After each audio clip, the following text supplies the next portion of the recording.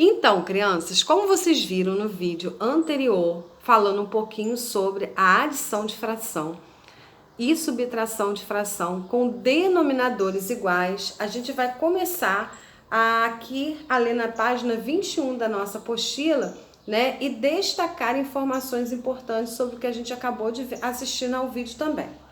Então, quando a gente fala de adição e subtração de números fracionários com o mesmo denominador, tá? Vamos imaginar a seguinte situação. Antônio comprou os pirulitos ao lado para dividir entre ele e seus amigos. Ele ficou com 3/10 do total de pirulitos, deu 4/10 para sua amiga Bia e o restante para seu amigo Caio. Aí você fica se perguntando, que restante seria esse? Vamos descobrir. Qual a fração representa a quantidade de pirulitos que Caio ganhou? Vamos pensar? Se ele ficou com 3/10, deu 4/10 para um amigo, é fácil, o denominador é o mesmo, 10. Então, o que a gente precisa fazer aí? A gente precisa adicionar os numeradores e descobrir quanto falta. Acho que você entendeu, hein? Uma das formas de saber a quantidade de pirulitos que Caio ganhou é descobrindo com quantos pirulitos Antônio e Bia ficaram juntos e então encontrar o que sobrou para Caio. Para isso, podemos adicionar as frações de cada um. Vamos lá. Então, pirulitos de Bia, 4/10, mais 3/10 dos pirulitos de Antônio. Na página seguinte, página 22, nós temos. Observe que as frações acima, os denominadores são iguais, ou seja, o inteiro foi dividido em partes iguais. Assim, se as partes são iguais, para somar as frações, basta somar os numeradores de forma direta, como está aí o exemplo. 4/10 de Bia com mais 3/10 de Antônio, nós obtivemos a fração 7/10. Observe que eu repeti o denominador e eu somei apenas os numeradores. 4 mais 3, que é igual a 7. Para somar frações com o mesmo denominador, adicionamos somente os numeradores e mantemos o denominador, tá? Então, a gente vai destacar aí esta informação do quadrinho azul, que segue abaixo, tá? Dando continuidade, mas a gente ainda quer saber com quantos pirulitos Caio ficou. Vamos lá. Como Antônio comprou 10 pirulitos, temos que a fração inteira será 10/10. Realizando a operação inversa da adição à subtração, determinamos a fração do restante de pirulitos do pacote, que corresponde aos pirulitos que Caio ganhou.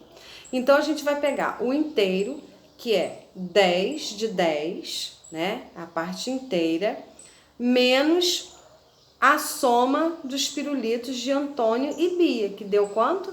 7/10. Então, eu vou pegar 10/10 menos 7/10 e eu vou achar o quê? 3/10. Esses 3/10 é a quantidade que Caio recebeu. Ou seja, se eu somar 7 com mais 3, eu vou ter 10, formando o inteiro de novo, 10/10, tá?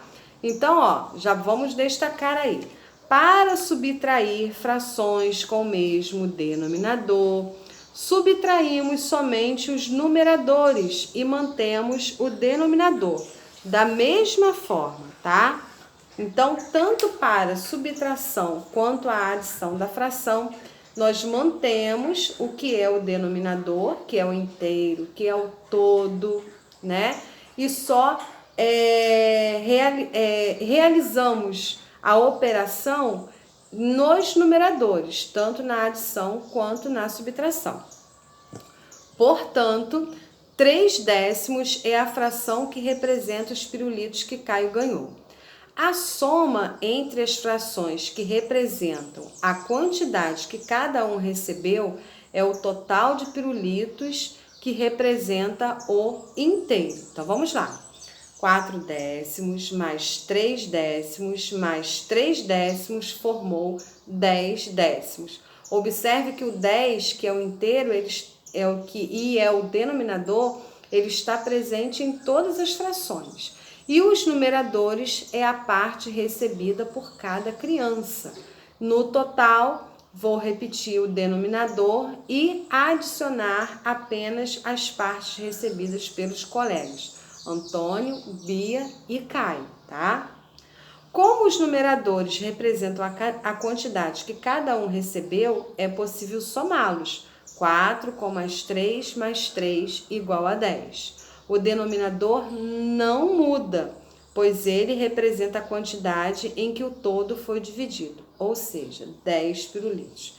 Então, a gente vai destacar aí também esse último parágrafo que tia Jerusa acabou de ler, para vocês perceberem aí como tem que e deve ser feito.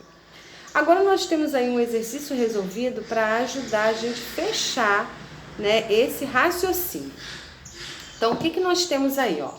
Observe as figuras a seguir.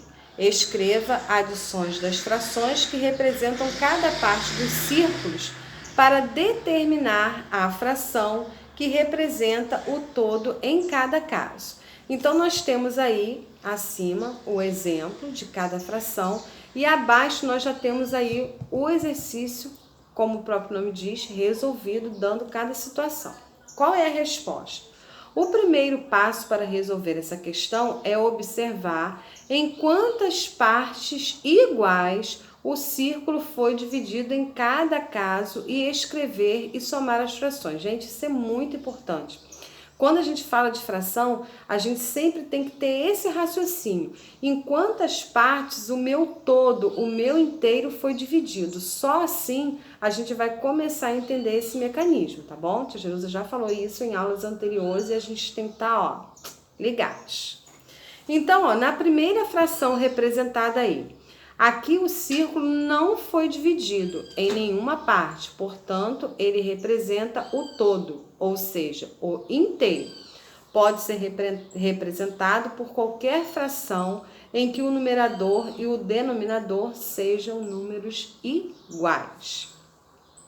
Na segunda fração, o círculo foi dividido em duas partes iguais. Portanto, o denominador será 2 e o numerador será 1, representando cada uma das partes.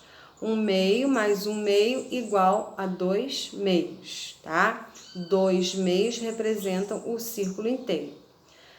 No terceiro exemplo, o círculo foi dividido em 3 partes iguais, portanto, o denominador será 3 e o numerador será 1, representando cada uma das partes. 1/3 mais 1/3 mais 1/3 é igual a 3/3, tá? Ou seja, representam o círculo inteiro.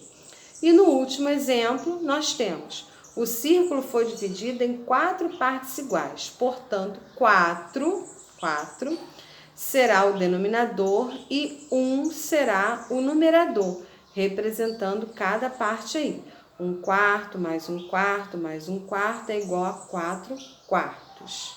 Representam o círculo inteiro. Aí agora é hora de pôr a mão na massa. Já volto.